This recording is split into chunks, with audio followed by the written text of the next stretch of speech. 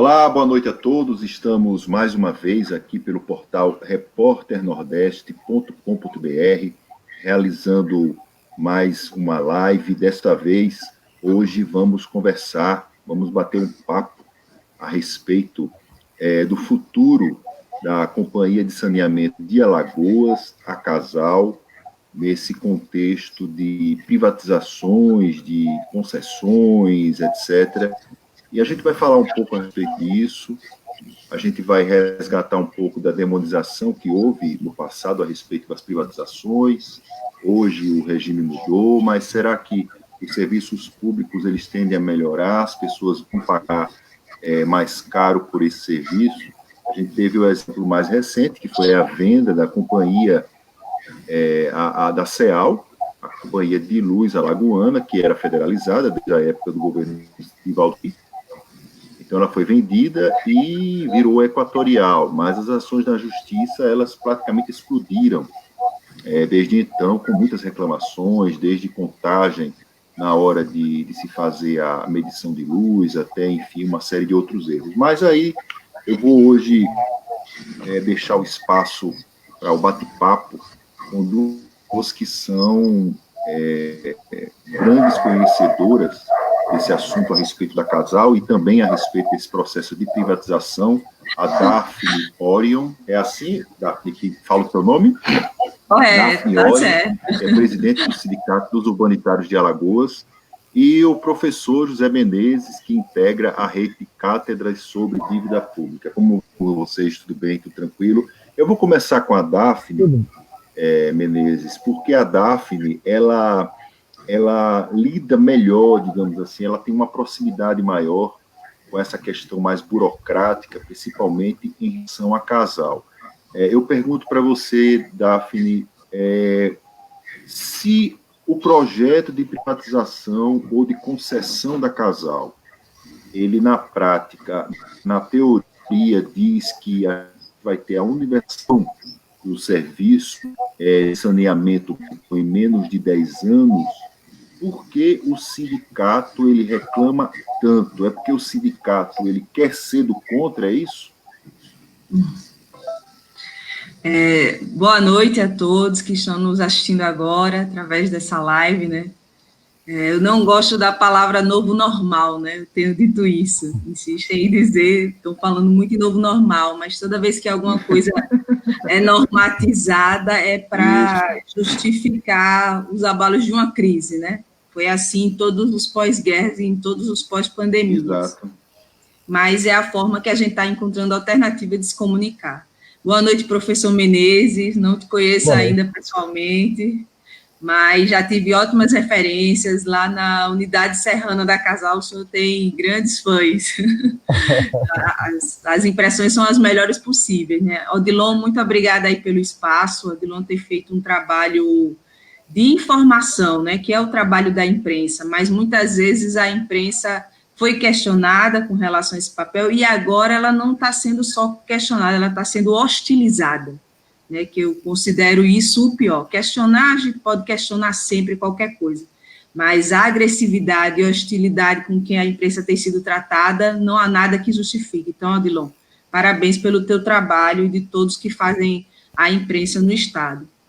Bom, obrigada pela apresentação, mas, sem dúvida, o grande especialista aqui é o professor. Para mim, sempre o professor vai ser o especialista. E eu sei que eu vou aprender muito hoje com ele, assim como todos que estão nos assistindo. Bom, Odilon, é a tua pergunta que é extremamente provocativa e cabe muito bem nesse momento, né? O sindicato, ele não tem como ser contra a universalização do saneamento, né? Essa tem sido a nossa bandeira durante muitos anos, né? Os sindicatos urbanitários, que têm se construído como sindicato cidadão, né? Adotou esse adjetivo como marca sua. Isso significa dizer que não só são as questões que envolvem ali os trabalhadores que nos importam, né? Nos importa muito tudo aquilo que envolve a sociedade como um todo, tudo aquilo que impacta na sociedade, sobretudo nos direitos sociais.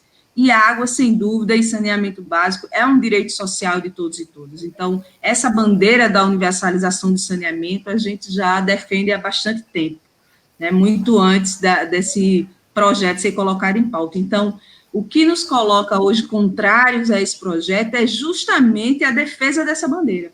É por nós entendermos que o saneamento tem que ser universalizado, que a distribuição de água, sobretudo, que é algo essencial à vida, tem que ser universalizada, que a gente se coloca contrário a esse projeto.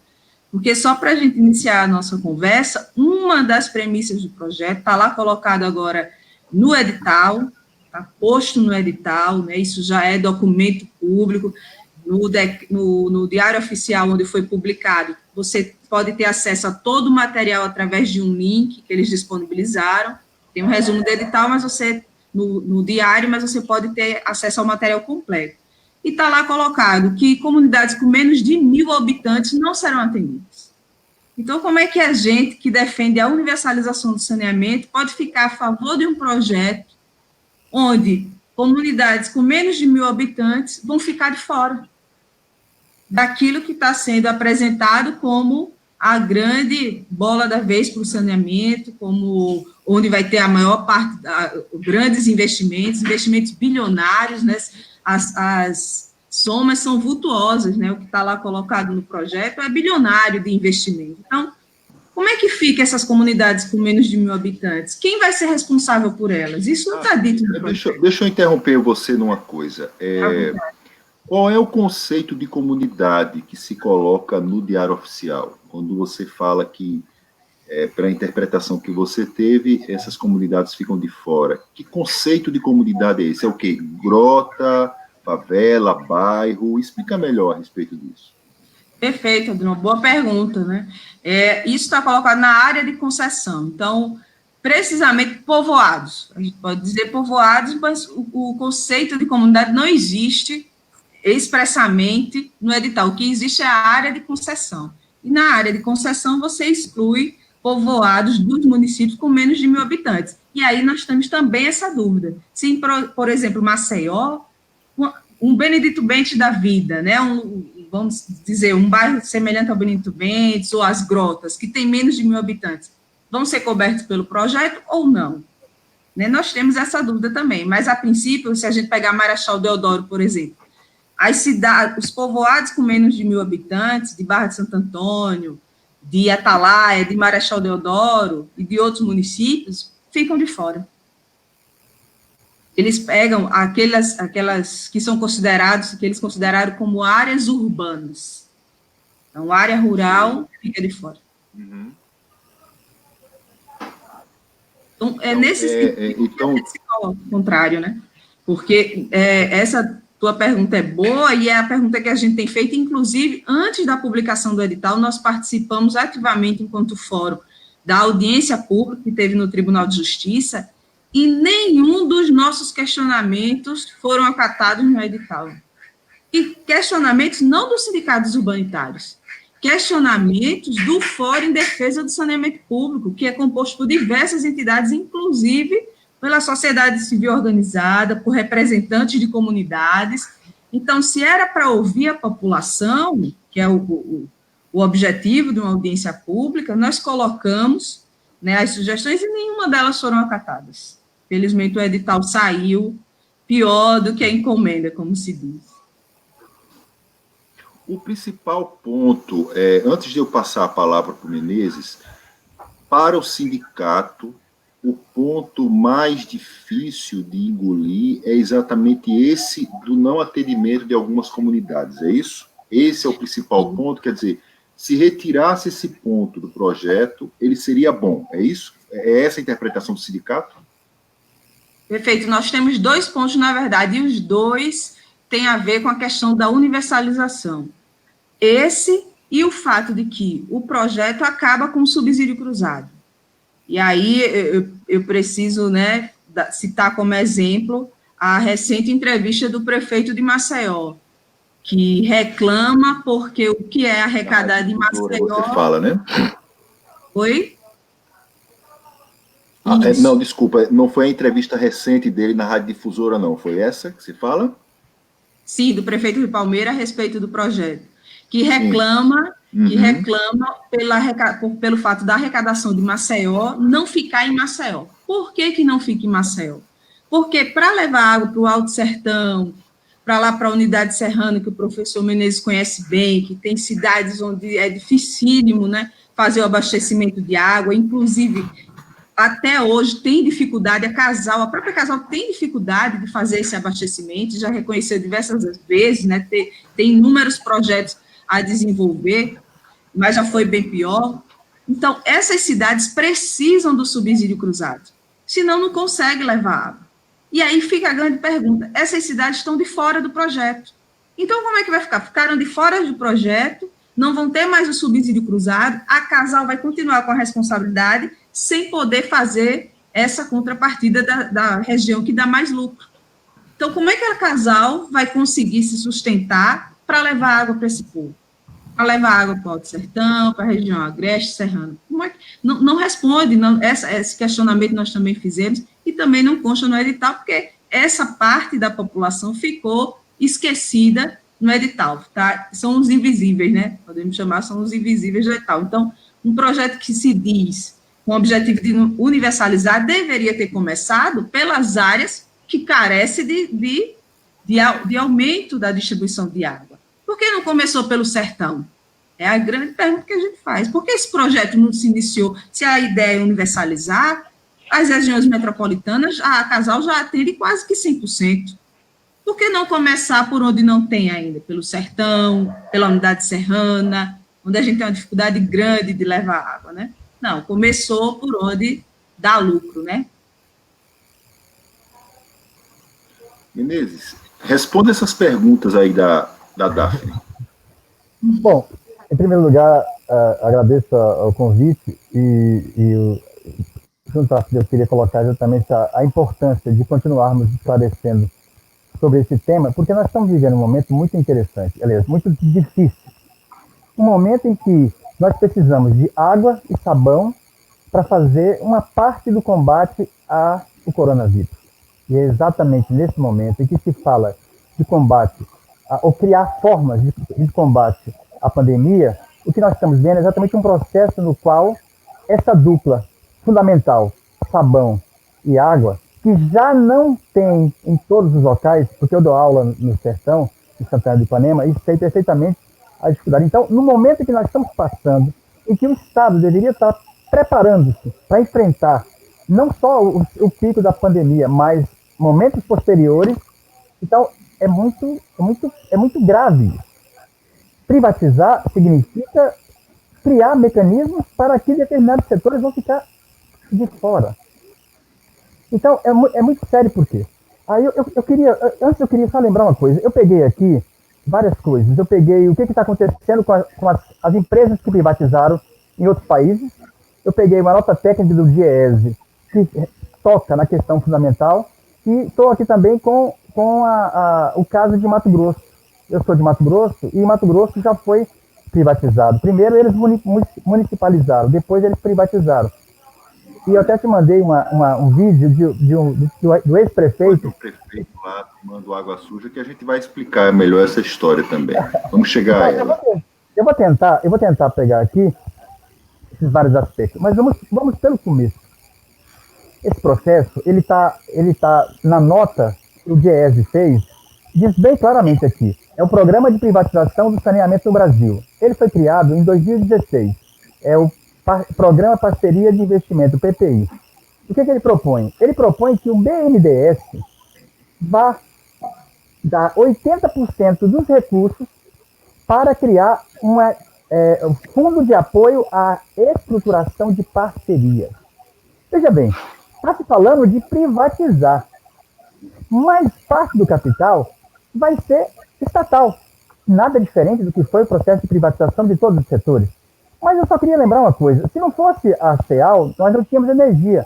Se não fosse a Casal, nós não tínhamos água. Se não fosse a Telasa, nós não teríamos telefone. Se não fosse a Petrobras, nós não teríamos combustível. Se não fosse a Eletrobras...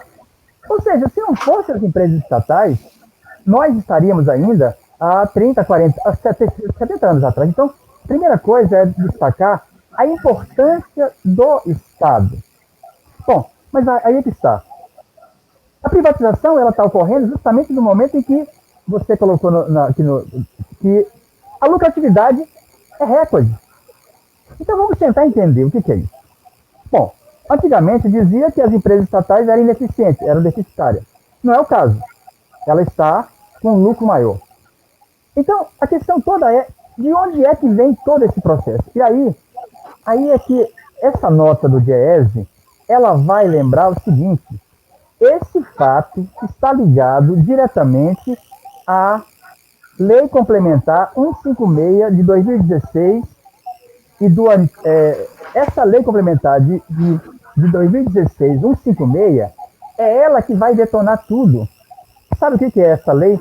Essa foi a lei que rolou a dívida de Alagoas por mais de 20 anos. Então, esse é o detalhe. Falarmos do tema da privatização da Casal, não podemos falar sem associar o processo de endividamento do Estado. Por quê?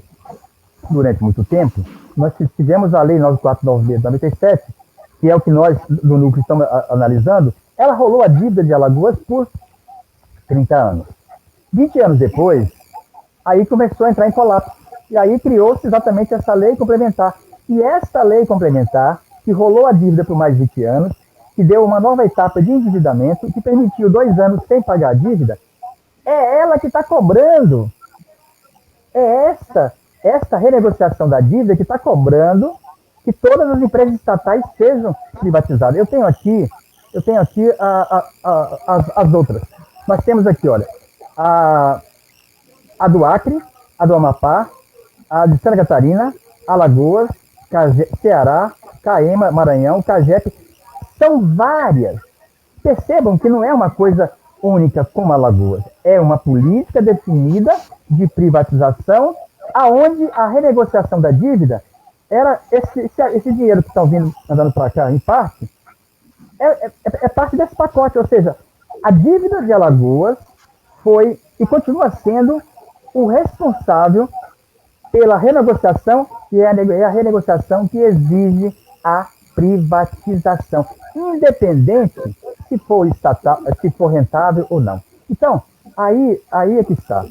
Essa questão aqui é importante porque quem são os responsáveis pelo processo de sucateamento do Produban? A dívida de Alagoas, a maior parte é do Produban. Vamos só fazer a conexão. Se a dívida de Alagoas, que rolou por 30 anos, que depois de 20 teve que voltar a renegociar, praticamente 60% dela veio do Produban. Então, olha só, para rolar a dívida, que grande parte é do Produban, está se exigindo as privatizações, que não foi só ela, foi também a CEAL.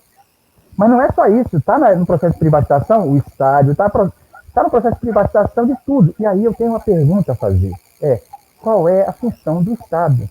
Qual é a função do Estado Nacional? Ou da sua unidade federativa? É cobrar imposto de pobre, fazer renúncia fiscal para rico, pagar ajuda a banqueiro e acabar com todos os direitos? É isso? Bom, então, no primeiro momento aqui, então, eu queria exatamente destacar esse aspecto. Então, o que nós estamos correndo risco aqui? O que nós estamos correndo risco é de que os usineiros que não pagaram a dívida junto ao Produban, que são responsáveis pelo principal da dívida, nós agora estamos liquidando a Casal. Nós estamos liquidando a Casal porque, para renegociar a dívida, o governo está exigindo. A população tem que entender esse processo. Se nós não entendermos isso, a gente fica só ruim ou bom. Não, isso aqui é um processo de destruição do Estado. Mas aí, antes de passar a palavra, só lembrar. Quem comprou a CEAL? Foi um banco. Quem comprou as principais empresas de energia? A Energisa. É o Itaú. E a pergunta que eu faço é, será que esse processo de privatização, além do que está na lei complementar de 156, não é uma exigência dos bancos que estão fazendo empréstimo, para que eles também comecem a tomar conta? E comecem a tomar conta com o dinheiro do BNDES. Bom, eu só queria fazer essa introdução para que possamos entender a complexidade aonde se insere o processo de privatização da CEAL. Desculpa, Da Casal.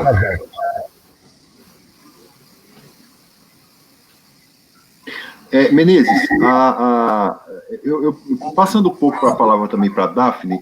Daphne, levando em conta todo esse contexto que o Menezes falou, inclusive da questão da dívida pública, a rolada junto com o Produban, enfim, que acaba também desembocando aí nesse programa. Existe uma demonização a respeito da palavra privatização, inclusive até uma reação contrária, etc, etc. Eu queria perguntar para você o seguinte, há uma diferença que o programa que o governo lançou junto com o BNDES, o edital, que ele chama de leilão de concessão dos serviços de água e de esgoto, ou seja, é uma venda limitada, eu não sei se o termo é esse, você vende, mas ao mesmo tempo a empresa que compra, ela lucra e depois ela devolve a companhia para o Estado.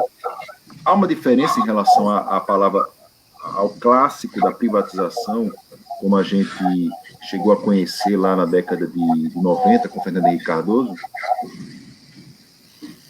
A diferença é só da palavra mesmo utilizada. O Odilon e o professor Menezes sabem bem disso. Tanto é que a palavra não é nem mais privatização, a palavra agora, o BNDES gosta de usar essa palavra, é adotada pelo BNDES, é desestatização.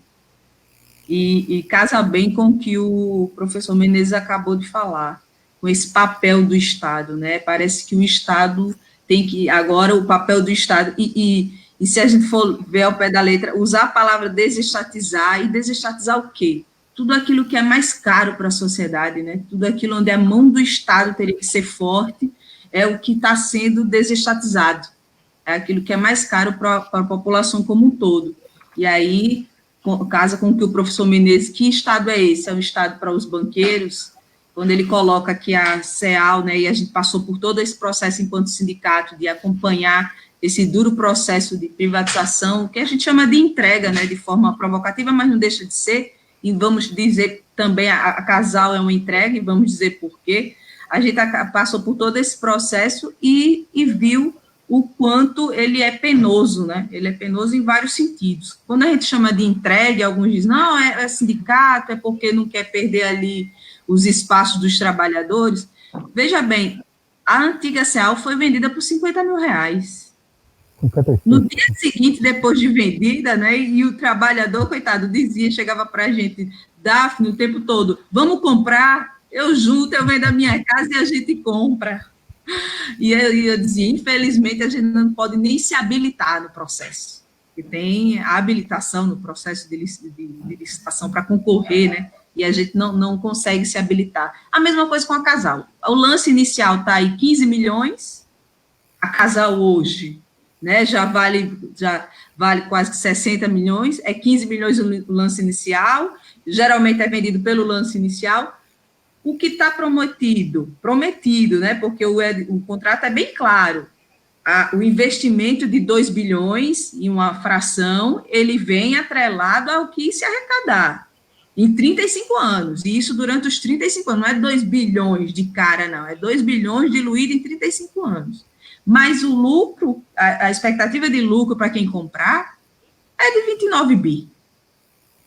Então, veja, ele comprou por 15, vai sair lucrando 29, e o que ele vai investir? O suposto 2 bilhões que é para ser investido é só de arrecadação, ou seja, com o dinheiro do próprio povo.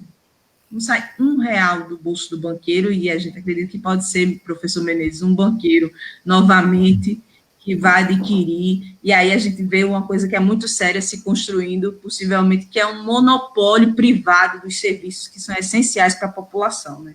Então, você diminui a mão do Estado, mas aumenta cresce a mão do privado para esses serviços tão importantes. Antes de tudo, eu queria pedir desculpas, porque a minha internet está com algum tipo de instabilidade, e às vezes eu sumo da imagem, acabo voltando, sumo e volto, mas eu estou tentando fazer aqui um roteamento pelo celular para tirar do Wi-Fi, como uma forma de ver se eu consigo resolver, pelo menos parcialmente, o problema. Vamos ver se a internet aí pode ajudar. Menezes, a Daphne, a respeito dessa ação, enfim, do leilão da CAL, do valor do lance inicial, você tem uma experiência, e aí eu queria falar do vídeo da água suja.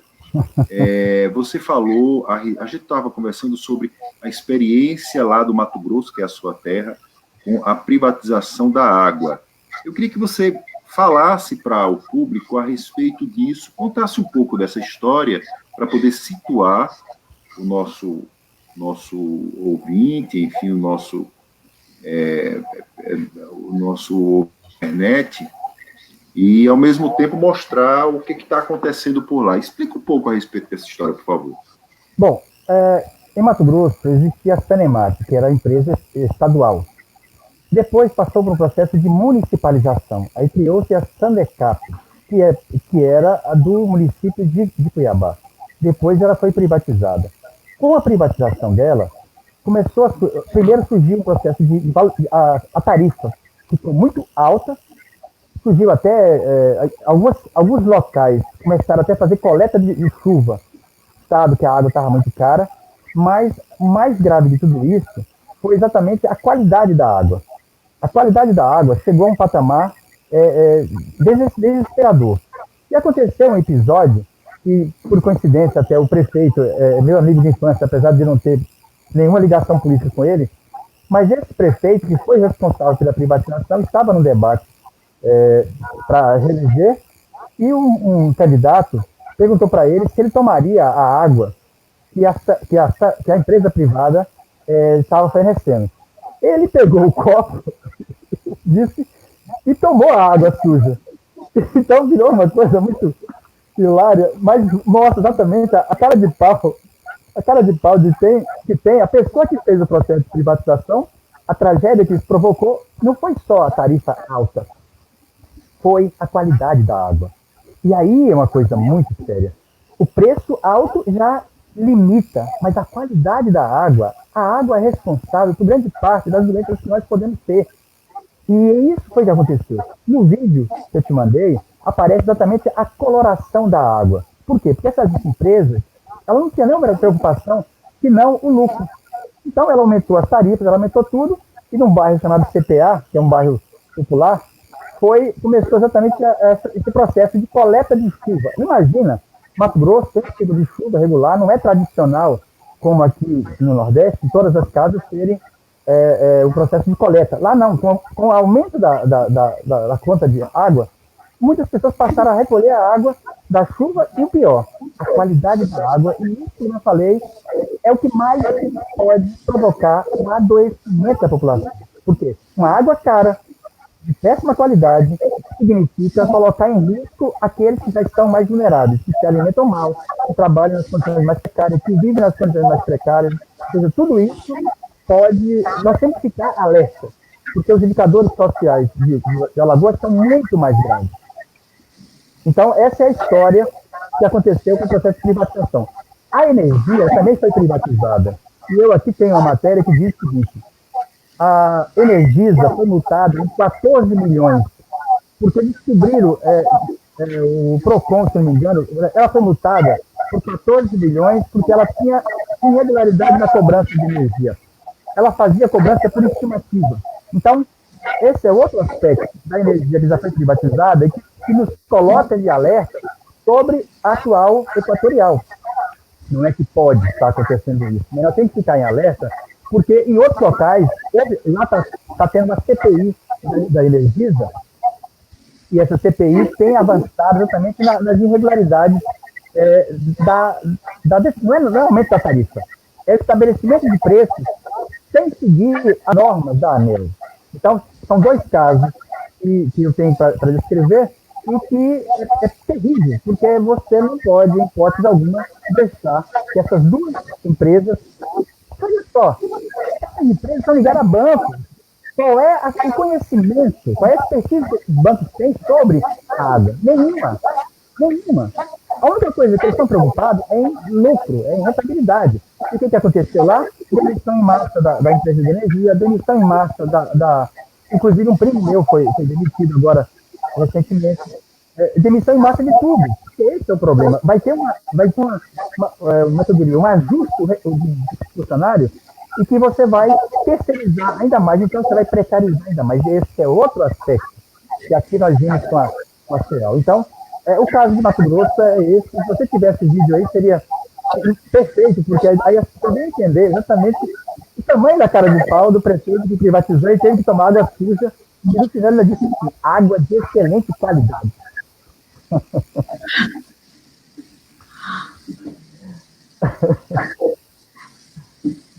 Vamos esperar o Odilon, né, professor? Acho que ele tem problema.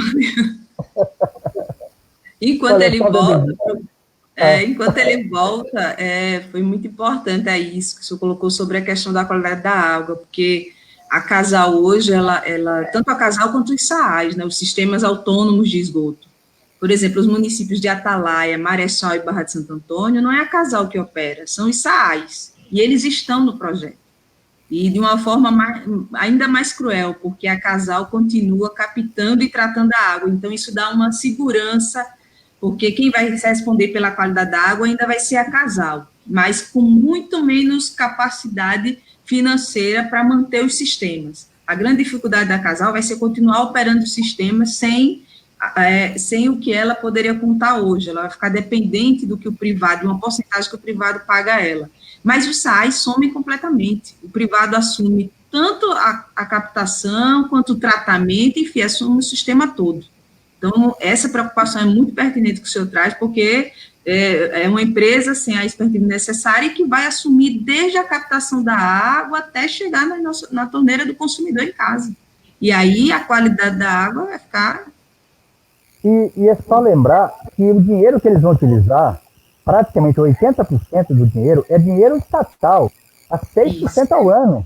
É dinheiro subsidiado.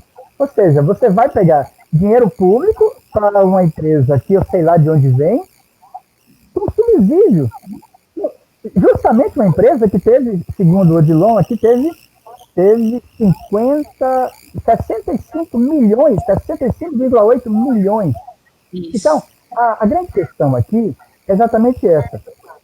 Vamos imaginar, acabando esse subsídio, as cidades do interior não vão ter condição mínima de funcionar.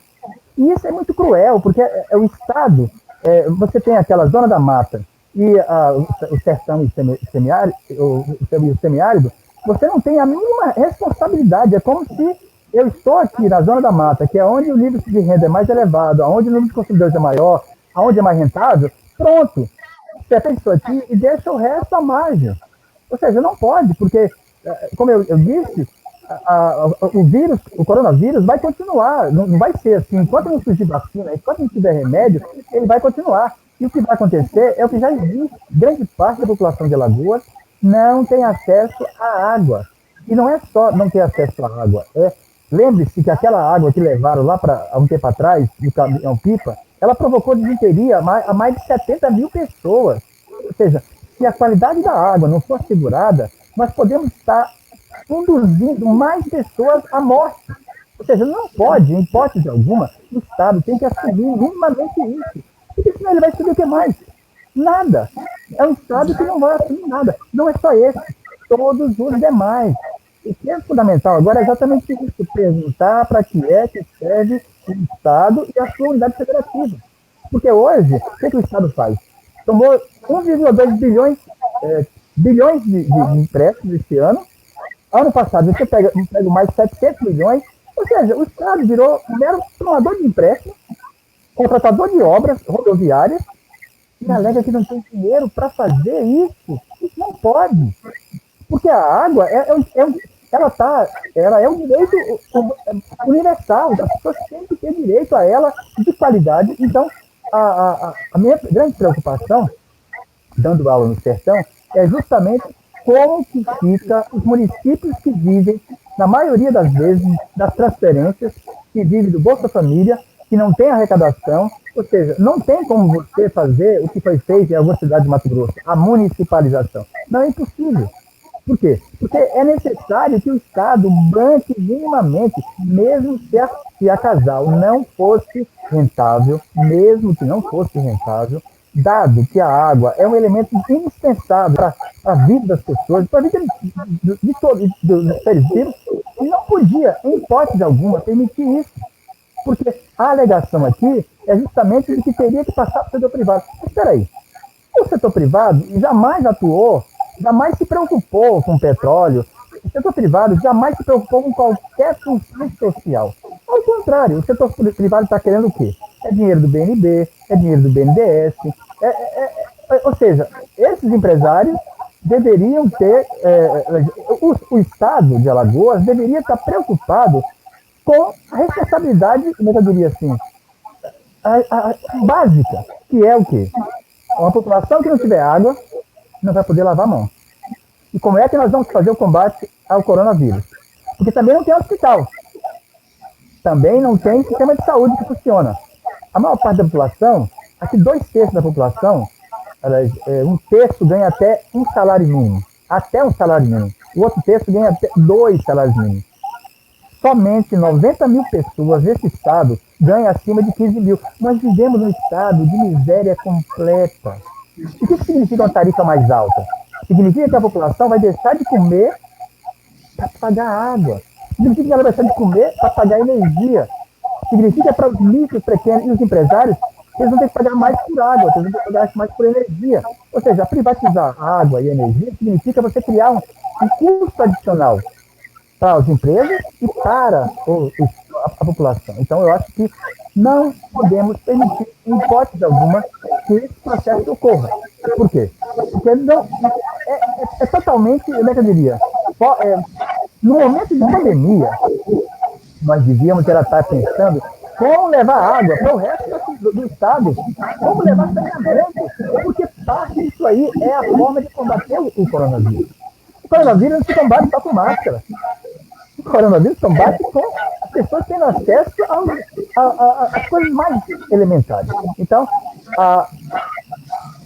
enquanto ele não chega, eu só queria lembrar aqui, eu não sei se vai demorar, mas eu só queria lembrar o seguinte: a maior parte dos países, dos municípios que privatizaram a água, a maior parte foi da chamada parceria público-privada. O que é parceria público-privada? É o que tentaram fazer aqui.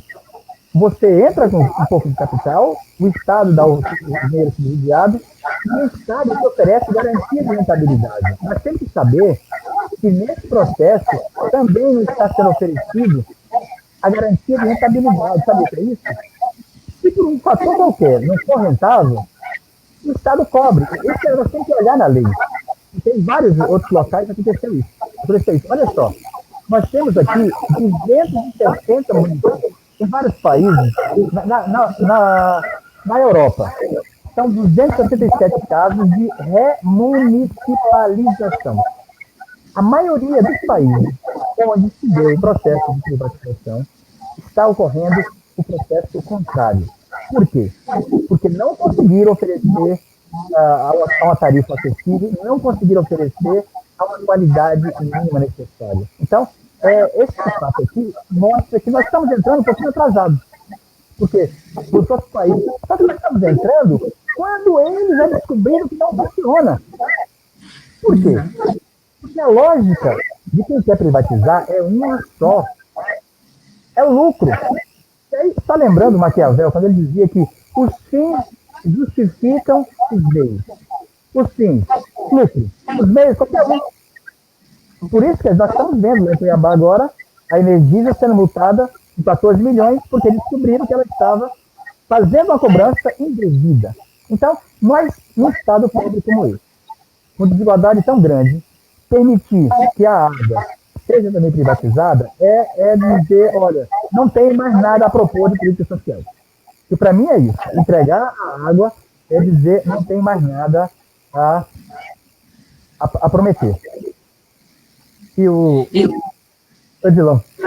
E a gente vai conversando aqui enquanto ele chega, né, professor? Pronto. Nessa linha dos fins justificam os meios, para o senhor ter a ideia, e todos que estão assistindo a gente, a base desse projeto, ele precisou da criação da lei da região metropolitana, que foi aprovada na Assembleia Legislativa aqui do Estado, praticamente por unanimidade, né, dos deputados estaduais.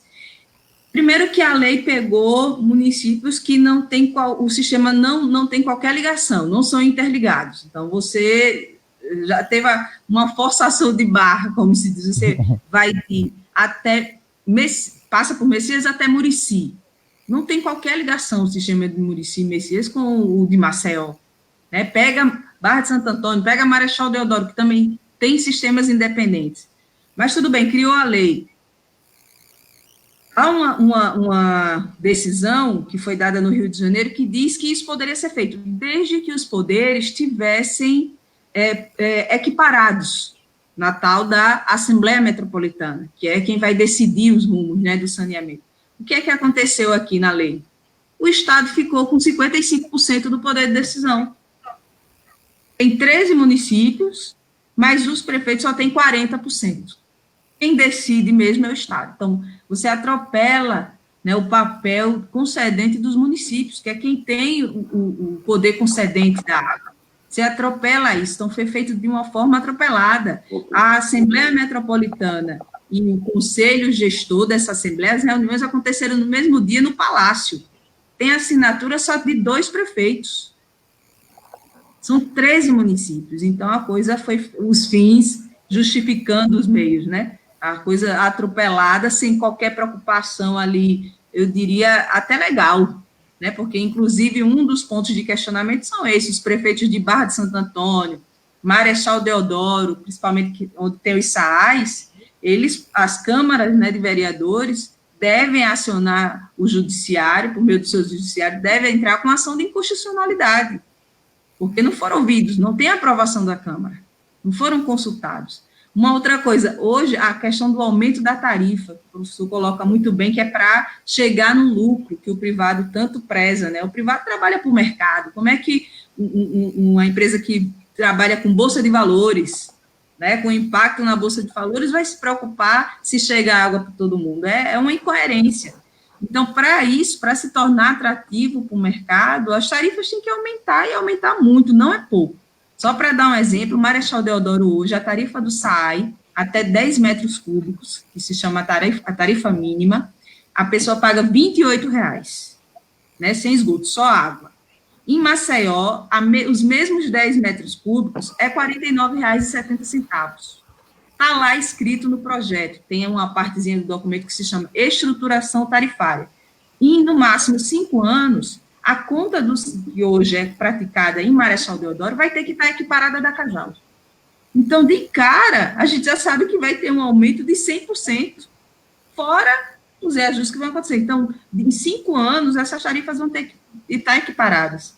Essa tarifa de R$ 28,00 ainda tem um agravante que, nas localidades mais pobres, onde tem tarifa social em Marechal, é R$ 14,00. E é necessário porque Marechal Deodoro não é só o Laguna, não são só os condomínios de luxo que tem aqui no Francês, ou na Barra de Santo Antônio, na Bassagueira. Tem muita gente que vive, como o professor bem colocou, com menos de um salário mínimo até, inclusive. Tem muita gente que vive só do Bolsa Família em Marechal Deodoro. Então, imagine ter esse impacto no aumento da tarifa de água. O mesmo acontece nos outros, o mesmo vai acontecer com a gravante aqui nas localidades mais pobres. É necessário porque o Odilon voltou agora. Eu voltei. Olha só, a qualidade da internet é complicada, né? A gente, às vezes, cai e volta, enfim, também mostrando um pouco dessa situação que a gente vive. Daphne, o seu microfone está cortado. Eu queria que você pudesse colocar o seu microfone de volta. Acho que você está ouvindo agora, né? Menezes, a Daphne falou uma coisa interessante a respeito dessa consulta que deveria ter sido feita às câmaras de vereadores, enfim, eu acompanhei pedaços, enfim, do que vocês estavam conversando no ar, quando não estava no ar, enfim, e eu queria tentar entender uma coisa. Existe alguma experiência, Menezes, você conhece? Eu vou fazer a mesma pergunta para você, Daphne.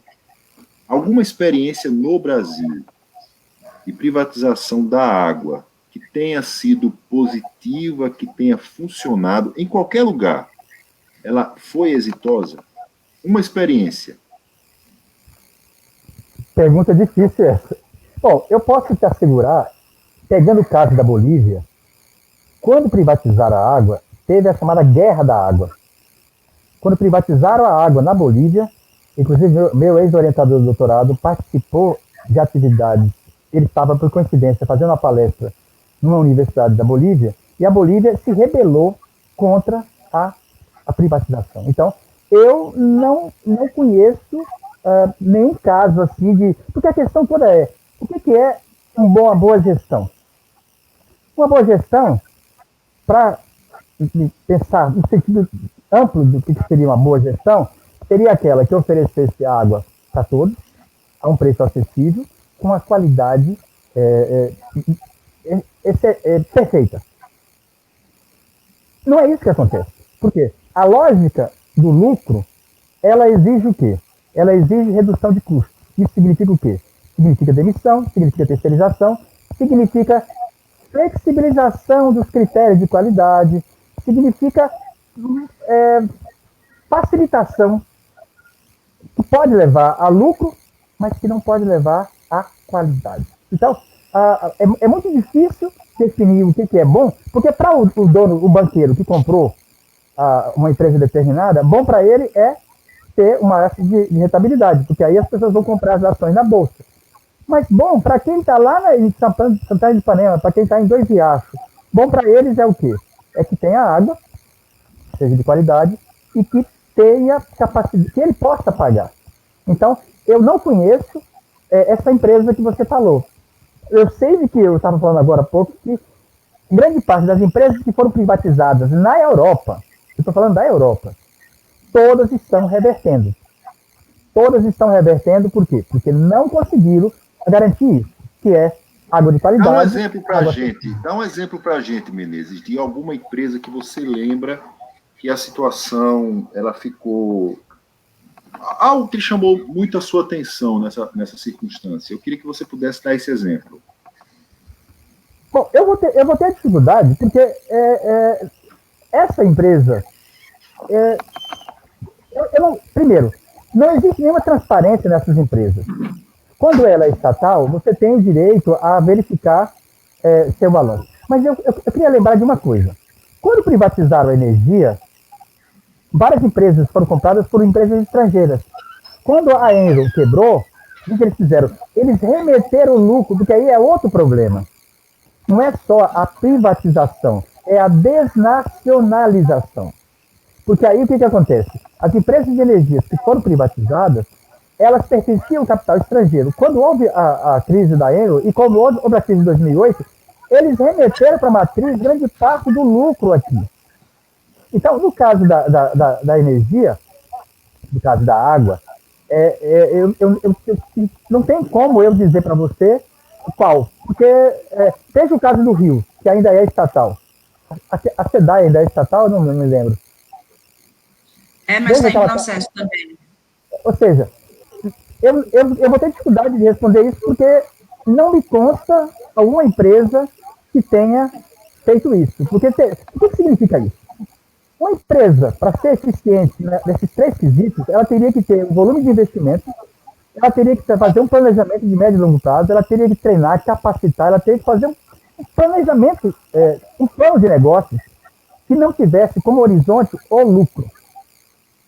E um plano de negócios que não tenha o horizonte lucro, a maior parte do setor privado não vai. Porque é bem claro, o capital se desloca para onde tem maior rentabilidade. Isso aí é óbvio. Então, se ele está indo para algum espaço, para um setor desse, ele está indo porque ele já viu a possibilidade de quê? De burlar as leis de controle, de burlar... É o que eu acabei de mostrar aqui, a Energisa está sendo multada por 14 milhões em Cuiabá por irregularidade da cobrança de energia. Agora, a queda de energia, quando ela foi privatizada, foi uma coisa fantástica. Ou seja, e esse é outro problema, porque a queda de energia, muitas pessoas passaram a comprar, muitas empresas passaram a comprar geradores. E esse é outro problema. O que vai acontecer?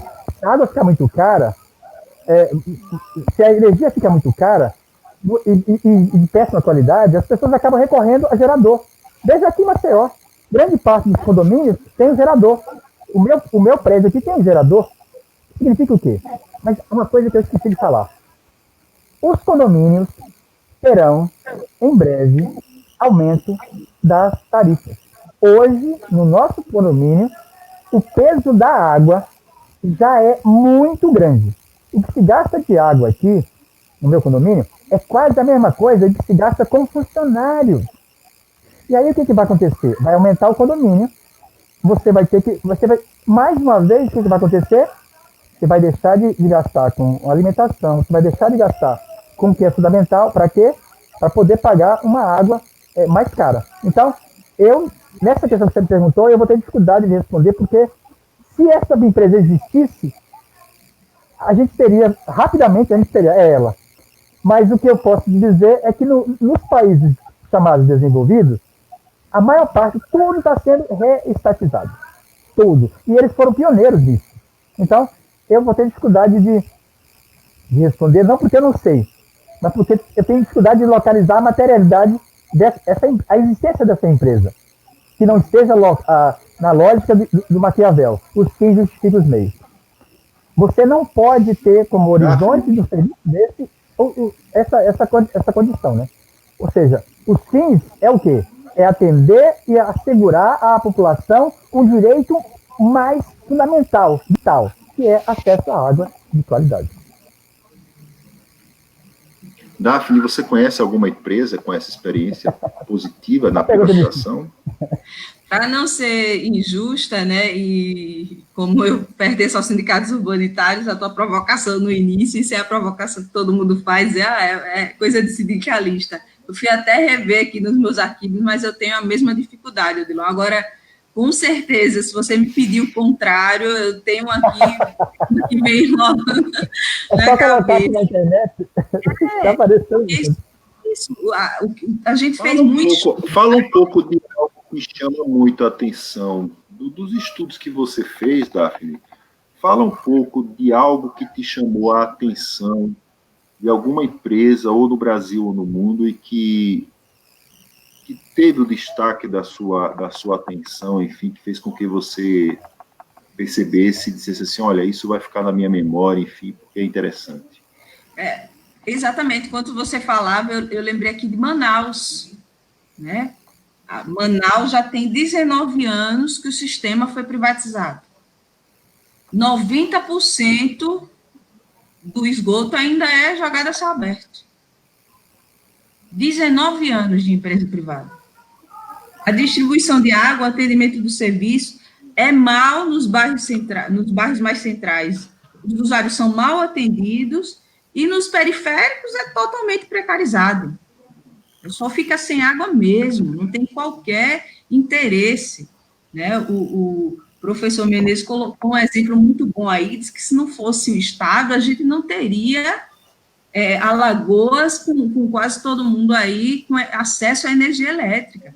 A gente caminha muito por esse Estado. Os para todos, a gente anda muito pelo Estado. Qual é o interesse do privado de ir no sítio do seu João, lá no meio do nada, no sertão, botar um ponto dele só para o sítio do seu João? Só para o sítiozinho dele lá, perdido no meio do nada. O privado não faz isso. E mais, aí a gente tem dificuldade. Ou pega, já feito, como é agora, mas e para dar manutenção? Deslocar uma equipe. Primeiro que o privado faz logo o seguinte, tira o atendimento dos povoados pequenos, centraliza nas cidades maiores. Então, você tem que, se você é de um povoado pequeno de Arapiraca, você não reclama lá no seu povoado, você tem que ir, às vezes nem em Arapiraca mesmo, você tem que ir para um outro lugar onde tem ali o atendimento, ou ficar falando com o robozinho do telefone, né? Então, primeiro que não consegue nem falar, e segundo que para a equipe se deslocar lá para o meio do nada só para atender uma pessoa, não vai, né? A equipe fica toda centralizada nas regiões mais urbanizadas mesmo. Então, eu lembro muito de Manaus, porque a gente fica pensando, como que Manaus, a maior bacia hidrográfica, no estado de maior bacia hidrográfica do mundo, ainda tem gente sem água? Como é que é isso? Qual é a justificativa? E aí entra no que o professor falou, a regulação, e aí eu já queria entrar. A responsável pela regulação desse projeto vai ser a ASAL. E aí, objetivamente, quais as condições que a ASAL já tem de regular? Primeiro que o próprio projeto em si, da forma como está construída, as benesses para o privado, já mesmo que a ASAL tenha toda a boa vontade do mundo, que eu acredito que vai ter responsabilidade em regular o serviço, ela vai estar impedida. Então, o privado vai ficar aí só nessa busca pelo lucro mesmo, e a população é que vai sofrer, e sem voz, né, para poder fazer essa reclamação. Então, realmente, Odilon, essa sua pergunta agora foi muito difícil. Deixa eu fazer uma provocação para você. Eu localizei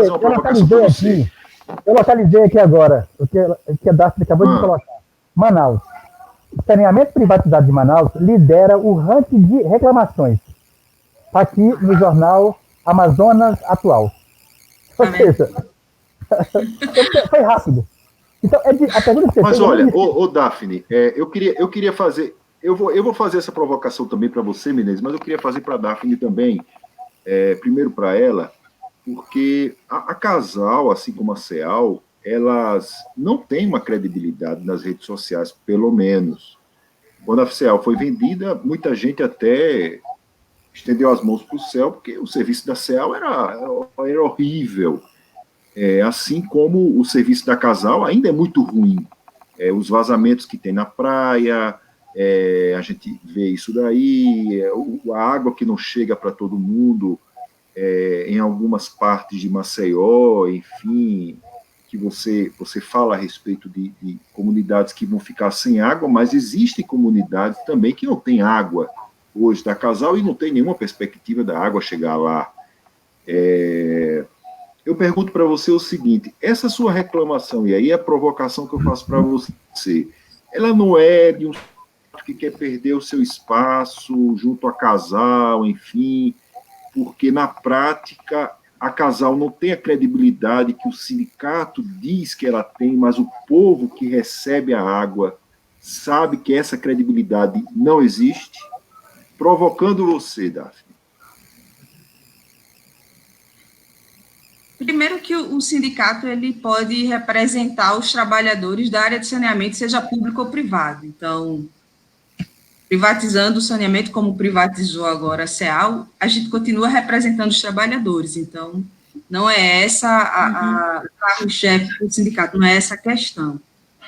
E aí, nesse tempo de pandemia, eu acho que o maior exemplo que a gente tem, se tem algo que se reclama mais, e foi até falado, e a gente sabe que tem que melhorar, é o SUS. Se tem algo que é público, que foi mais espancado, que foi mais deturpado na sua função, foi o SUS. E hoje, na pandemia, está todo mundo assim, o que seria da gente se não fosse o SUS? O que seria do povo se não fosse o Sistema Único de Saúde, se não fosse a mão do Estado? A mesma coisa acontece tanto no setor elétrico como no saneamento. As dificuldades existem, e existem por um motivo, né? A mão do Estado, a mão que dá é a mesma mão que tira, e aí gestões, às vezes, com o único objetivo de usufruir da máquina do Estado. A Casal passou por um processo durante muitos anos assim, né? Agora que a Casal está conseguindo apresentar superávit, é uma novidade para a Casal apresentar superávit, né? Depois de algumas gestões aí ao longo dos últimos anos, mas anteriormente o que a gente se via é que não, o Casal dá lucro jamais, nunca consegue dar lucro, está sempre no vermelho. E agora a Casal, com uma gestão focada nisso, de realmente fazer a gestão do serviço público, de saneamento, de que o que entra na Casal seja investido dentro da Casal, fique na Casal para fazer investimento, ela provou que é possível, sim, enquanto empresa pública, ser rentável e ainda assim cumprir o seu papel social. E tem todo um processo, como o próprio professor coloca, a quem interessa a privatização, né? E aí os interesses vão se confluindo para desconstruir as coisas. Então, o papel do Estado, ele vem sendo desconstruído ao longo do tempo. Da mesma forma que se critica a Casal, que se criticou a CEAL, que se critica o SUS, se critica, por exemplo, o sistema político, né? Mas estão lá, criticando, mas está lá, o sistema, a máquina não para de funcionar, né? Então, a quem interessa que o povo não queira mais o Estado? Não quero mais o Estado no saneamento, eu não quero mais o Estado no setor elétrico, eu não quero mais o Estado na saúde, né? A quem interessa isso? Mas depois que privatizado... O Estado é ruim fornecendo água. As redes sociais mostram isso. O Estado é horrível fornecendo água. E aí? Como é que fica? O que é que o sindicato recebe? Como se dizia que o Estado era ruim fornecendo energia elétrica. E depois que privatiza, a gente vê o demônio que se transformou. né? Então, as reclamações aumentaram e muito, né? E a gente tem muita vontade para falar isso, porque a gente representa os trabalhadores e é conhecimento de todo mundo. A Equatorial hoje é uma das campeãs de PROCON. E é privado, mas ninguém fala que é porque é privado. Entende a diferença? Se é público e reclama, é porque é público. Mas quando é privado, não diz, é ruim porque é privado, é só ruim. Mas tem que melhorar, né? E tem as formas de fazer isso, e a Casal fez isso nos últimos anos. Eu insisto, a Casal conseguiu, com as últimas gestões, mostrar que é possível melhorar sim, e eu tenho certeza que se ela continuasse no caminho que estava, a gente ia conseguir avançar ainda mais no saneamento. Só para terminar, para não dizer, o sindicato, então, não admite, tem uma posição ortodoxa com relação à privatização, a gente deu até o exemplo, e sugerimos para o governo do Estado o exemplo de Pernambuco. Pernambuco fez uma concessão para a privatização só do esgotamento sanitário, porque realmente é muito caro investir em saneamento, é muito custoso, né? Então, o Estado, às vezes, não tem essa condição. E aí fez do esgotamento sanitário, que é onde precisava ampliar. Mas continua lá o Compesa sendo a gestora da água, operando o sistema, distribuindo água, e o privado avançando no esgotamento sanitário. Aqui não abriram mão de entregar água, né? Teve que entregar água a todo custo. Menezes, já provoquei a Daphne, vou provocar você também. Esse papo da Daphne não é papo de comunista, não? Mas eu queria só dizer que esse é o dilema que eu chamo é o dilema do Clark Kent, o super-homem, e a Lois Lane. Ou seja, ela namora com um e convive com o outro. Os dois têm a mesma cara. E ela, eu diria, parte da população, não consegue ver, dentro dessas duas caras, super-homem e Clark Kent, é como se fosse o Estado. Ou seja, o interesse privado, a mão privada está na gestão do Estado. Depois ele diz, olha, vamos privatizar porque não é eficiente. Mas peraí, não é uma declaração de competência dele? Mas na verdade não é incompetência, é que esse é o conflito do Estado, é o conflito de classe do Estado. E que a população não percebe. E para ela, o que interessa, ela prefere culpar o caráter público, mas na verdade é como o SUS. Falam mal do SUS, mas o SUS é o único que ela pode ter acesso. E o SUS cumpre a sua função. Se não fosse o SUS, nós teríamos, nem sei onde estaríamos. Então, esse é um grande dilema. Mas é um processo de despolitização também, de demonização. Não é uma coisa acidental. A mídia sempre procurou fazer isso desde os anos 90.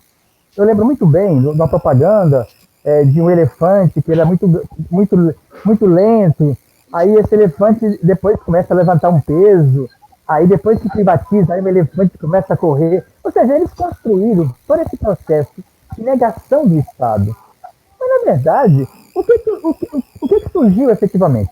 O setor petrolífero é estatal. Petroquímico era estatal.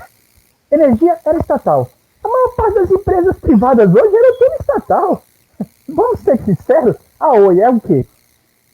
A Claro é o quê? A Claro era a empresa estatal de telefonia da América Latina.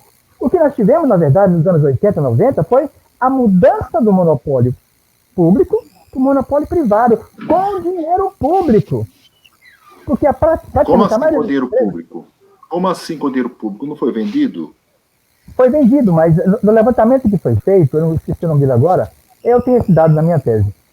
O BNDES bancou quase que 90 bilhões de dólares. É claro, convertido em 90 bilhões, é isso? 90 bilhões? A maior parte das empresas que foram privatizadas com o capital do BNDES. Capital do BNDES. Ou seja, é uma coisa muito cínica, porque é o dilema do Clark Kent super-homem. Uma hora você fala assim, o Estado é inoperante, é isso, é aquilo. Então vamos mudar a ordem jurídica. Só que com o dinheiro do Estado. E como eles dominam a mídia, então eles conseguem fazer essa demonização, porque é muito fácil você demonizar a empresa. Porque a população não consegue entender essa dimensão de classe. É impossível que eles entendam isso. A nossa tarefa como movimento social é exatamente tentar esclarecer que o problema da gestão, o problema da empresa estatal não é o fato dela ser estatal, mas é o caráter privado da sua gestão. Porque quem está lá para fazer outras coisas que não interesse público. É o que eu falei. Ou seja, uma hora ele é público, outra hora ele é privado. Foi o que aconteceu com o Produban. Peraí. Não querem privatizar para fazer a nova rolagem? Mas essa nova rolagem é fruto de quê? Da dívida pública de Alagoas. Como é que a dívida pública de Alagoas se constituiu na sua maioria? Com ingerência de agentes privados que estavam na gestão do Estado, que permitiram o Produban ser utilizado para liberar capital para o setor privado, que depois não pagou, que agora eles estão na gestão do Estado, dizendo que temos que privatizar tudo, porque o Estado é inoperante. Percebeu só como é difícil que a população consiga perceber, além da aparência? E além da aparência, é o que nós precisamos ultrapassar para dizer exatamente que o problema não está no caráter de ser estatal, mas na gestão privada a serviço de interesses, sei lá quais. Essa propaganda que houve durante tantas décadas, aliás, nas últimas décadas, pelo menos há 2 décadas que existe, a respeito da presença do público, quando se fala público, o indicado político na empresa, no caso, na estatal, na empresa estatal. Isso serviu para poder gerar uma espécie de desprezo das pessoas pelo que é público. Foi assim com a CEAL, e foi assim também, e está sendo assim também com a Casal. Vocês conhecem alguma história de alguém que dominava politicamente esses lugares, como CEAL, depois Casal, grupos políticos que durante décadas dominavam essas estatais e em outros lugares do Brasil também? Algumas dessas pessoas, desses grupos, que foi punida pela destruição, pela falência, digamos assim, dessas estatais? Olha, eu vou pegar o exemplo o Banespa, por exemplo, que era um banco estatal de São Paulo. Quando ele foi privatizado, pegaram a parte boa, deram para o setor privado, e pegaram a parte que era as dívidas e deixou com o Estado. Se nós formos ver, a maior parte das empresas estatais, quando elas surgiram com uma finalidade: dar sustentação para o processo de industrialização. Que era o quê? Não tinha energia? Tenhamos energia. Não tem água? Ou seja, todas as empresas estatais surgiram não para que elas fossem rentáveis, mas para que elas pudessem dar sustentação ao funcionamento de um patamar determinado de desenvolvimento. Agora, só um detalhe: durante o regime militar, em que as estatais foram criadas, esse era um grande problema, porque eles transformaram as estatais também em cabides de emprego.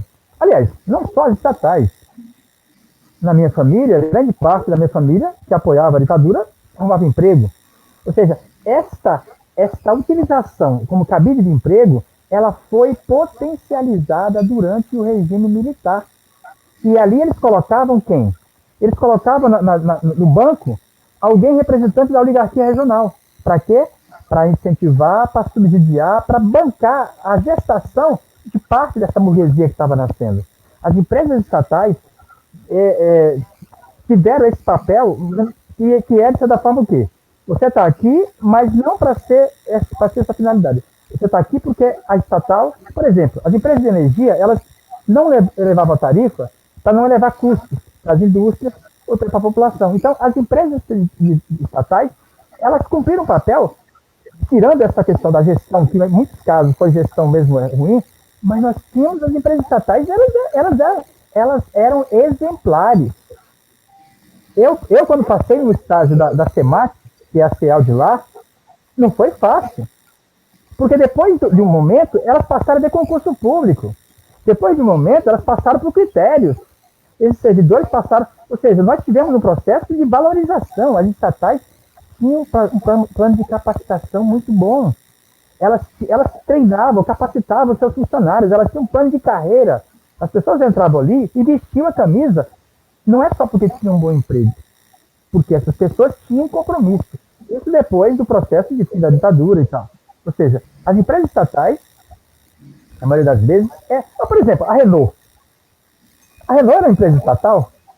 Nós formos ver, grande parte, a Volkswagen, a grande parte das empresas eram estatais. Mas, então, eu diria que o processo que se deu foi justamente o quê? De demonização, não só das estatais, mas dos servidores públicos. Isso é uma ideologia construída para tentar dizer que o servidor público não é eficiente. Como se a iniciativa privada fosse a mão mágica. Espera aí, a iniciativa privada levou a crise de 2008. A iniciativa privada levou a crise de 29. A iniciativa privada essa história da mão invisível, esse automatismo de mercado, isso tudo falácia. Então, o que nós precisamos exatamente decompor aquela falácia que foi feita no sentido de demonização. Porque o objetivo era bem claro. Era acabar com o serviço público para montar quem? Para montar a OS, para montar a PPP.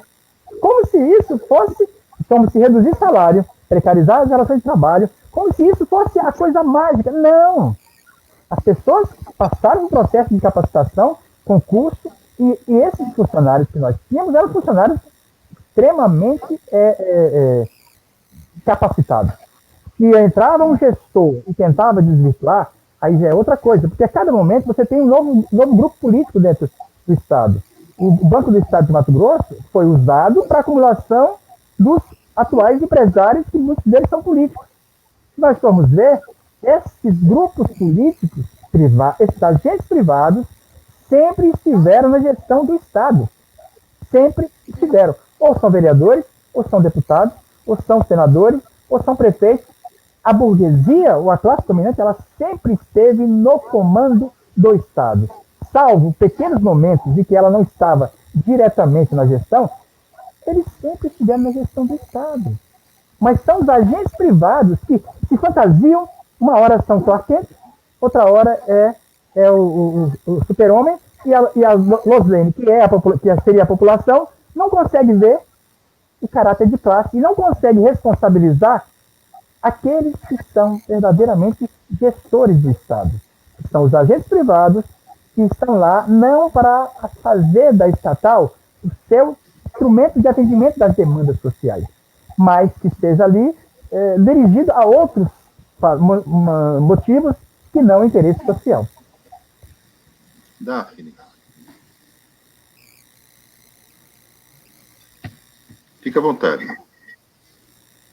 Perfeito. Eu também não conheço, desde que a gente acampou aí essa luta, né, e começou a estudar mais sobre saneamento, a gente não tem conhecimento. Porque a gente tem conhecimento, né, eu sou funcionária da Casal, por exemplo, né, eu entrei em 2002, no concurso de 2002, e acompanhei algumas gestões da Casal, né, e a reclamação sempre foi uma, que os maiores devedores da Casal ou eram, né, professor? Você tocou na questão fundamental. Quem são os devedores da Casal e da CEAL? Exatamente, os maiores devedores, seja da Casal ou do setor elétrico, aí entra as usinas, entra órgãos do Estado. Das Exatamente. Usinas, da energia. Isso, então não é o povo, né? O problema da Casal não é cumprir sua função social, não é porque leva, como alguns querem dizer, por que Marechal paga uma tarifa menor do que Maceió? Não é o que o prefeito de Maceió quis dizer, porque o dinheiro de Maceió tem que ir para o sertão. Esse não é o problema, porque o dinheiro de Maceió sai para o sertão. Não é esse o problema da gestão de saneamento. O problema da gestão de saneamento foi, ao longo dos anos, os grandes devedores, quem mais usava a água da Casal, não cumprir, não pagar a conta de água. Esse foi o grande problema, né? Também. As prefeituras, exatamente. Os órgãos públicos ali, e aí a política, né? Quem é o maior devedor da Casal hoje, Daphne? Hoje eu não saberia te dizer, Odilon, qual é o maior devedor da Casal. Eu vou ficar realmente te devendo essa informação. Inclusive, é um dado até interessante, muito baseado na fala que o professor trouxe, para a gente acompanhar acontecendo a privatização, o que é que vai acontecer com essa dívida.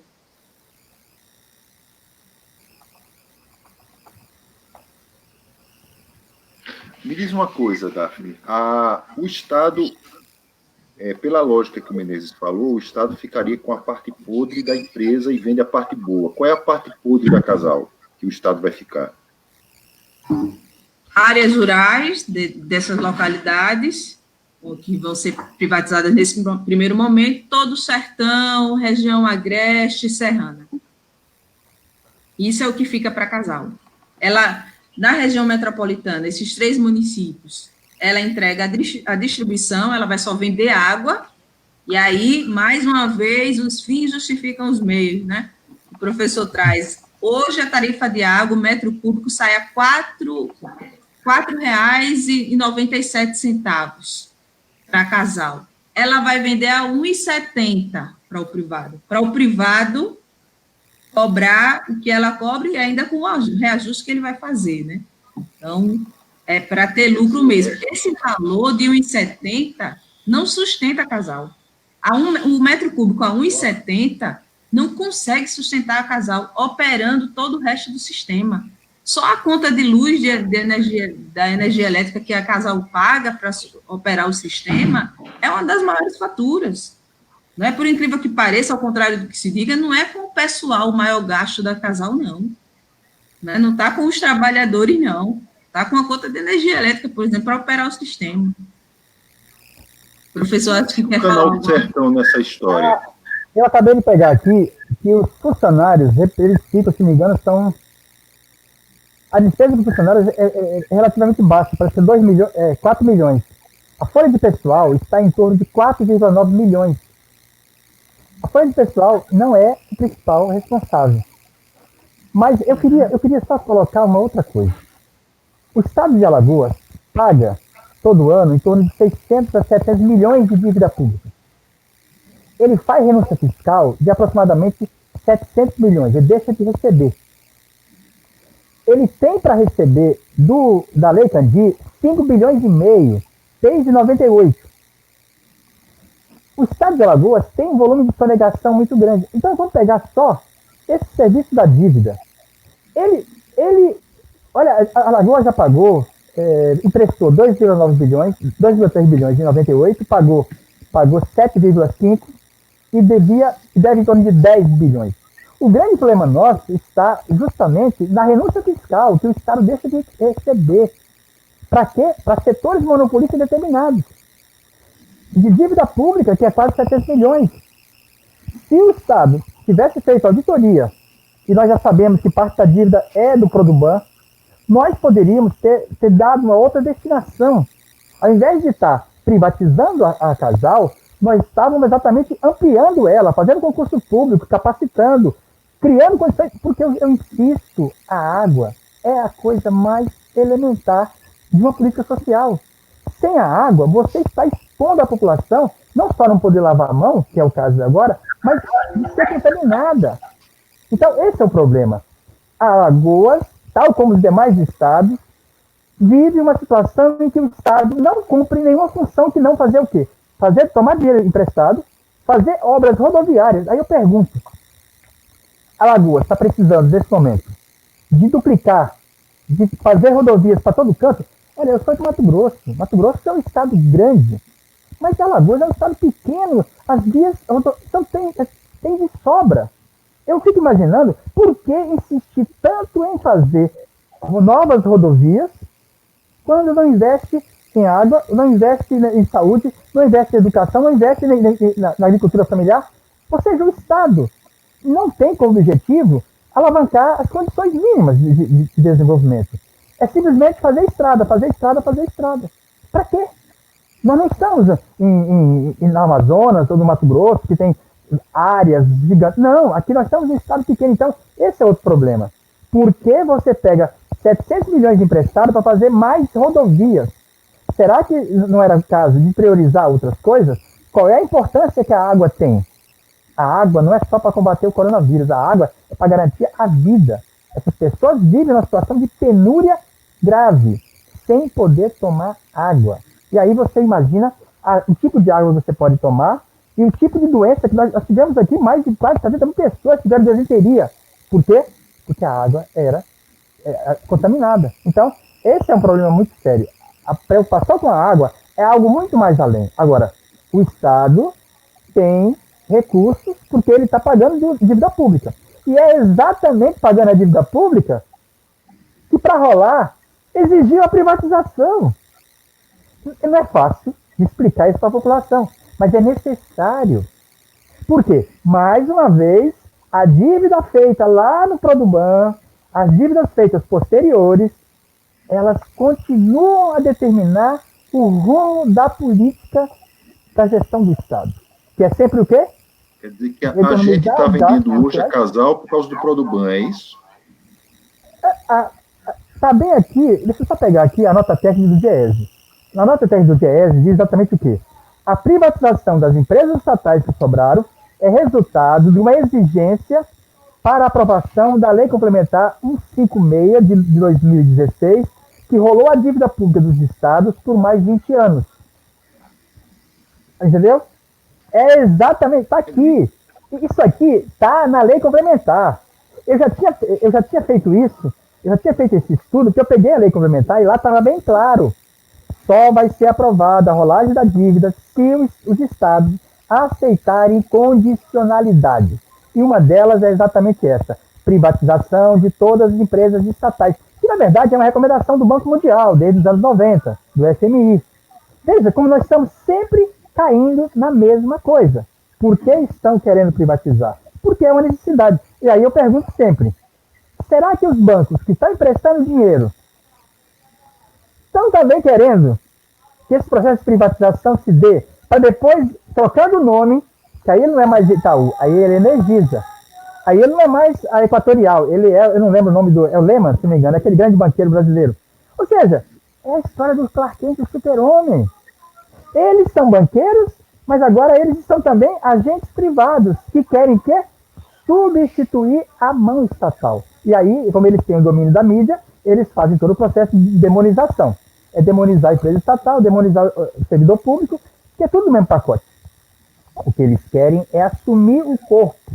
Mas o que os bancos fazem? Os bancos ganham muito dinheiro vendendo e comprando título da dívida pública. Isso é riqueza fictícia. O que eles querem agora? Materialidade. Eles querem sair dessa... É como se fosse assim um fantasma. Esse capital fictício. É claro, simplificando. É como se fosse um fantasma que quer assumir um corpo. Com dinheiro estatal. Porque ele vai dar 20% e o resto vem do BNDES. Que é banco estatal. Percebam só. Eu estou estudando isso desde a minha época do mestrado aqui em Campina Grande, que eu analisei a desindustrialização brasileira, e que eu percebo exatamente isso. É sempre a mesma lógica. Os agentes privados disputam o Estado, estão na gestão do Estado, fazem o que bem entendem, sem estar preocupado com a função social, e depois falam, tá vendo? Eu não falei que era incompetente? Mas é como se ele estivesse atestando a incompetência dele, mas não é incompetência. É o princípio dele. O objetivo dele não é resolver problemas sociais. O objetivo dele é outro. Os fins justificam os meios. Foi assim com a Casal, Daphne? Exatamente. Eu disse que eu ia aprender muito. Sempre que tem um professor, eu presto atenção, porque é uma oportunidade de aprendizado. E depois eu quero o seu contato, professor Menezes, para a gente poder estar ampliando ainda mais esse conhecimento na nossa rede. Só para dizer de quanto esse papel do Estado, né, vem sendo deturpado, e como essa metáfora que eu achei genial do professor sobre o super-homem e o Clark Kent. Agora, por exemplo, as companhias de energia elétrica, distribuidoras, na verdade, de energia elétrica, suspenderam a cobrança da conta de energia, de quem tem ali, consome até determinado valor. Seria mais ou menos os pequenos consumidores, né? Pensando na pandemia, o que é muito justo, né? O mesmo aconteceu com a Casal, no sentido de que a Casal não suspendeu o corte de água, ela não está cortando por inadimplência, justamente também pensando na pandemia. Qual é a diferença? A Equatorial, né, não só a Equatorial, mas as outras distribuidoras de energia elétrica do país, o governo federal editou a MP 849 e 850. E o que diz essa MP? Que elas vão fazer isso, vão poder fazer isso, e depois, quem é que vai pagar essa conta? Equatorial, que solidariamente vai arcar com essa despesa de ter suspendido o corte, suspendido a cobrança, essa queda que ela vai ter na arrecadação? Não. A gente vai sofrer um reajuste para que o próprio povo, vai ser permitido que ela conceda um reajuste, para que o próprio povo, a própria população, pague esse prejuízo, né, se é que pode falar em prejuízo numa empresa, nem pode, que ela já divulgou o balanço dela e o lucro foi bilionário, superou todo o lucro que a CEAL teve em anos aí, é o povo que vai pagar. Mas, e com o governo federal vai colocar dinheiro nessas empresas, e ajuda do governo federal para essas empresas, a cobrir esse prejuízo, que eles chamam de prejuízo, é deixar de lucrar um pouquinho mais. A meta era lucrar 50, eles lucraram 30, aí o Estado tem que cobrir. Né? Ele não deixou de lucrar, ele só não bateu a meta que ele queria de lucro. Agora, pergunta-se, para casal, vai ter alguma ajuda do Estado? Não tem. Então, foi isso que aconteceu ao longo dos anos. A casal sempre teve que investir com dinheiro próprio. E aí, sendo justa, né, com a realidade, foi agora já no governo Renan Filho, no próprio governo Renan, né, foi quando a casal pôde contar aí com algum investimento por parte do Estado. Né, teve um investimento por parte do Estado, mas anteriormente era tudo a casal, estava tudo a carga da casal, então, prejuízo que ela tivesse de prejuízo, a casal é que tinha que cobrir. Então, é dessa forma, a mão do Estado tem que ser pequena para o povo, mas tem que ser grande para os banqueiros, para o mercado, para as empresas privadas. A gente vê o exemplo das companhias telefônicas, quando a Claro declarou que não tinha condições, que estava em dificuldade, quem foi socorrer? O Estado. O Estado sempre aí o Estado vira um paizão, uma mãezona, né? Aí pode. Eu queria encerrar essa live, mas antes de encerrar, eu queria ouvir o Menezes e novamente queria que você, Daphne, pudesse falar, e aí a gente encerrando mesmo esse nosso bate-papo.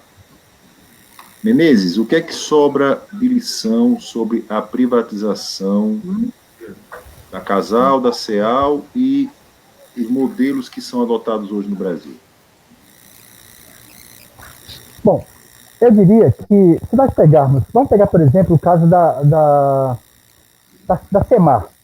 A CEMAR era a empresa, eu morei 15 anos no Maranhão, a CEMAR era a empresa Centrais Elétricas do Maranhão. Ela foi privatizada, depois ela entrou em colapso, sofreu intervenção, o Estado entrou com dinheiro e depois ela foi privatizada de novo. Se nós formos ver, grande parte das empresas, quando foram privatizadas, eu trabalhei isso na minha tese, elas foram privatizadas para determinados setores. Só que depois, quando elas entraram em colapso, aí surgiu Energisa, aí surgiu não sei quem, surgiu empresas de banqueiros. Então, esse é o detalhe. O processo de privatização, como ele aconteceu exatamente no momento em que a política neoliberal tinha incutido em grande parte da população mundial que o Estado era incompetente, que o Estado era isso, que o Estado era aquilo. Só que tem uma coisa. Essas empresas, quando entraram em colapso, o Estado novamente entrou para salvá-las. Então, no caso da CEMAR, ela foi entregue ela foi devolvida por R$1. Ela foi privatizada e foi devolvida por R$1. Mas não só isso. A maior parte das empresas de energia foram compradas por empresas estrangeiras. Quando veio a crise de 2000, a crise da economia.com, em que a Aero faliu e várias faliram, sabe o que eles fizeram? Todo o dinheiro que eles tinham pego do banco estatal aqui, que fazia parte do seu fundo, eles remeteram para as matrizes, para a matriz. E eles deixaram de fazer qualquer investimento aqui. Por quê? Porque quando elas foram privatizadas, grande parte das empresas elas foram desnacionalizadas. Elas foram compradas pela Aero, por empresas francesas, por empresas espanholas. Então, essas empresas estrangeiras compraram essas empresas estatais, elas entraram em colapso e depois foram reprivatizadas. Então, a grande lição para mim está exatamente o quê? Se elas, e tem mais, todas as empresas que foram privatizadas eram rentáveis. E as que não foram investidas recursos gigantescos para que voltasse a ser rentáveis. Mas não é só isso. O segredo é que elas foram subavaliadas. Veja, a CEAL foi vendida por 56 mil. Se eu soubesse, eu falei na sala de aula, se eu soubesse disso, eu tinha pego um empréstimo no consignado do Banco Brasil. Poxa vida, 56 mil é muito para mim, mas para uma empresa que atende todo o Estado. Então, o que aconteceu foi isso. Geralmente, o que eles faziam? Contratavam empresas estrangeiras, de credibilidade, sei lá o quê, faziam a subavaliação e aí vendiam a um preço bem baixo, com dinheiro do Estado, exercendo o monopólio, porque essas empresas têm monopólio. E aí o monopólio, que era estatal, sai do Estado e vai para o agente privado. E mesmo assim, eles conseguiram quebrar essas empresas. Mesmo assim, eles conseguiram quebrar essas empresas. Então, o que está acontecendo agora é que essas empresas privatizadas na primeira dimensão, elas estão sendo compradas por quem? Por um grupo ligado à Energisa. Eu fui investigar quem era a Energisa. Aí eu descobri que ela é controlada pela GEPAR. Aí eu entrei no controle acionário da GEPAR. E quem estava lá? O Itaú. É a história do cartão de super-homem. Os bancos que ganham dinheiro com a dívida pública, que ganham dinheiro com juros altos, que ganham dinheiro com tudo, eles agora querem controlar o setor estratégico, que é o quê? Energia. Então, eu diria que uma questão que nós poderíamos até fazer futuramente, uma discussão com mais gente, era um resgate do papel, da trajetória, auge e crise das estatais, aos dias atuais. Porque nós vamos descobrir que grande parte das empresas estatais, na verdade, foram compradas por grupos. Por exemplo, a Salgema, a Braskem. Quem era a Braskem? Salgema. O que estava por trás da Salgema? 2 empréstimos externos feitos por governo, acho que Guilherme Palmeira. Uma empresa estatal foi montada com dinheiro externo e também ajudou a criar dívidas externas de Alagoas, que depois foi, quando ela ia da Receita, o que fizeram? Privatizaram. E aí depois o que aconteceu? A Braskem comprou. Mas o que era a Braskem? Braskem é justamente, eu esqueci o nome da empresa, rapaz, Odebrecht. Ou seja, essas empresas montaram grandes conglomerados, na verdade, privatizando o que era estatal. Mantendo o subsídio, mantendo o dinheiro dos recursos do BNB, mantendo o dinheiro do BNDES, mantendo renúncia fiscal, porque isso é muito importante. Essas empresas vão ter renúncia fiscal. Se hoje a Casal paga imposto, futuramente ela pode ter uma renúncia fiscalzinha. Seria importante saber se a Equatorial também não está recebendo renúncia fiscal, porque aí tem um problema. Ela não ajuda na arrecadação do Estado. Se essas empresas privatizadas tiverem acesso à renúncia fiscal, elas serão mais ainda beneficiadas. Então nós temos que ficar muito atentos, porque não se trata simplesmente do processo de privatização. Se trata da liquidação de uma instituição que tem um papel decisivo para a saúde de todo alagoano. Sem água, nós não podemos lavar as mãos. E sem lavar as mãos, nós estaremos fragilizados para combater a pandemia. Manter a estatal, manter a CEAL, a Casal estatal, deveria ser a primeira ação de garantir o combate ao coronavírus. Por quê? Sem água e sabão, nós não poderemos fazer o combate, que não passa só por isso aí. Mas então eu acho que essa iniciativa é muito importante, devemos continuar a fazer esse debate, aí eu já queria falar também, você queria meu contato, mas eu também queria seu contato, porque eu queria fazer mais lives sobre isso. Eu vou fazer a ponta entre vocês dois para passar o contato um com o outro. Pronto. Porque a tarefa nossa, nesse momento de pandemia, é buscar esclarecimento. É ver além da aparência.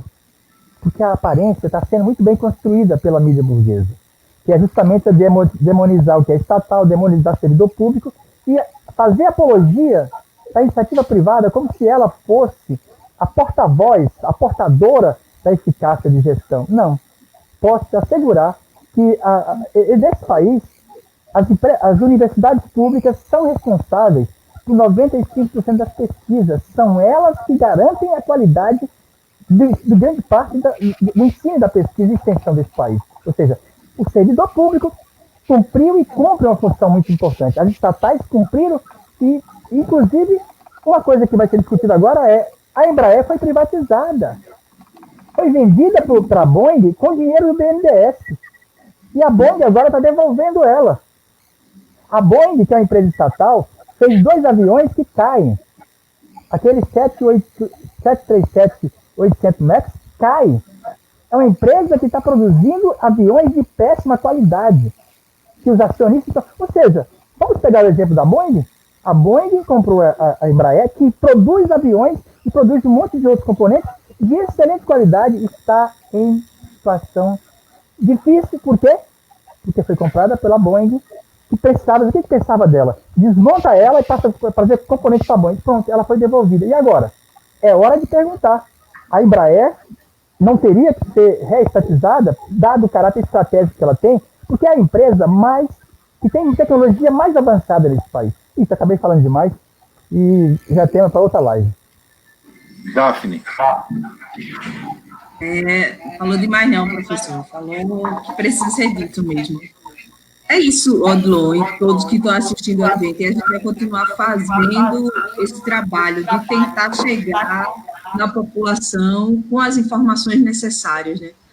São 35 anos que a água vai ser colocada, né, na mão, eu não vou dizer vai ser colocada na mão do privado, não, eu vou dizer, vai ser colocada na mão do mercado. E o mercado, a gente sabe como é que funciona, né? O mercado, ele vai buscar o lucro. Então, a água vai passar não mais a representar vida, saúde, ela vai representar lucro. É disso que a gente está falando aqui, durante os próximos 35 anos, que pode ser que aconteça no meio do caminho aí, o filme que o professor já colocou aqui, né? Na hora que consegue lucrar tudo que lucrou, que queria lucrar, tirar tudo, devolve para o Estado, né? Quebrado para o Estado recuperar, ou seja, para o povo pagar a conta. Por 15 milhões que não vêm para casal ou para os SAAs. Não há nenhuma linha no edital, nos documentos anexos do edital, que diga que desses 15 milhões, qualquer cifra, qualquer valor vai ter que ser usado para investir na casal, para investir nos SAAs, se eles continuarem operando. Não, vai para a mão do Estado, vai para a mão do governo do Estado. E aí a operacionalização do sistema, como a casal vai fazer, como o professor já bem colocou, para levar água para o Alto Sertão, sem essa região metropolitana, que é a que dá mais lucro, é a grande pergunta que a gente quer fazer. A gente já fez ao governador do estado, já fizemos pessoalmente ao secretário José Santoro, ao Maurício Quintela, um dos responsáveis por esse projeto, secretário de infraestrutura, e não nos responderam, e nem o edital responde. Né? A gente leu incansavelmente e não responde. Como é que a casal vai se sustentar? E aí a população precisa entender que não é quando a gente diz que a casal vai se sustentar, é como é que a casal vai sustentar, levar água para você que está em Delmiro Gouveia, para você que está em Estrela de Alagoas, para você que está em Palmeira dos Índios, para você que está em Santana do Ipanema. Não sabe como é que a casal vai manter esses sistemas operando sem a renda que ela tem hoje, tendo que entregar parte disso aí, a parte mais lucrativa para o privado. É essa a grande preocupação que a gente tem hoje. Bom, eu queria agradecer bastante ao Menezes, ao professor José Menezes. Eu queria agradecer a Daphne Orion, que é presidente do Sindicato dos Urbanitários. O Menezes eu já converso praticamente todo dia, mas a Daphne, eu acho que é a primeira vez que eu tenho uma conversa assim mais longa com ela, e eu acho que é uma grata surpresa, porque mostra bastante a capacidade que existe dentro de muitos sindicatos ainda no nosso país, de quadros como a Daphne, com toda a articulação, com a facilidade de falar, com a posição firme em relação ao tema de venda da água, enfim, e com capacidade argumentativa, principalmente. Daphne, parabéns, você Para mim foi uma gratíssima surpresa nessa live, porque mostra que a gente hoje tem condições de debater a situação da água com o bom quadro que a gente possui. O Menezes, ele é um personagem belíssimo, conhecido aqui, principalmente em Alagoas, nas redes sociais também, porque possui o seu próprio jeito de falar, a sua própria forma de se posicionar, e falando principalmente a respeito da dívida pública, falando da influência das privatizações que fazem parte desse dia a dia de estudos. Eu acho que o debate hoje foi muito bom, apesar dos problemas técnicos que eu tive aqui do meu lado, mas eu vi aí que vocês ficaram um tempo no ar, conversando, enfim, debatendo. Eu vou recuperar ainda essa parte, porque eu não vi, mas eu vou recuperar um pouco disso. Eu queria agradecer a você, principalmente, nosso internauta que nos acompanha pelo repórternordeste.com.br. Se você esqueceu o nome, bota lá no Google, Repórter Nordeste, que é a primeira opção para você acessar notícias de Alagoas, do Nordeste, do Brasil e do mundo. Eu também queria pedir aos internautas, aqui aproveitando a audiência do Menezes e da Daphne, para que possam curtir a nossa página no YouTube, Odilon Rios, curtir e se inscrever no nosso canal. Nós não operamos por robôs, como o pessoal lá do Gabinete do Ódio, então nós fazemos pedidos aos nossos amigos para que eles possam curtir e se inscrever na nossa página e também possam compartilhar o conteúdo lá do repórternordeste.com.br. Repito, não temos robôs, mas temos aí os nossos amigos, como Menezes, como a Daphne, e os amigos dos amigos deles também, para nos ofertarem as suas grandes audiências, as suas audiências principalmente qualificadas que esse momento exige. Muito grato a todos. Nós vamos retomar com o tempo, mais uma vez, esse assunto da privatização da água e dos serviços públicos, é um assunto muito grande, como vocês puderam perceber, e até a próxima. Tchau. Tchau, pessoal. Obrigada.